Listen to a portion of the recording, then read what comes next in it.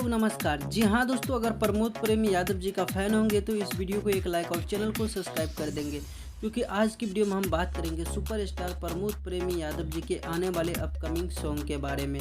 जी हाँ दोस्तों, प्रमोद प्रेमी यादव जी ने एक से एक बढ़ के सॉन्ग दिया है सावन के बाद। तो जी हाँ दोस्तों, बता दूँ, हाल ही में एक सॉन्ग रिलीज हुआ कलकतिया साड़ी, जो कि आप लोगों ने काफ़ी ज़्यादा प्यार दिया। फाइनली आप लोग के बीच में एक कल सॉन्ग आ रहा है, जो कि काफ़ी हाई लेवल का सॉन्ग है वेब म्यूजिक के ऑफिशियल यूट्यूब चैनल से। तो आप लोग उस गाने को ज़रूर देखिए। तो बात करते हैं दोस्तों आज आने वाले अपडेट के बारे में।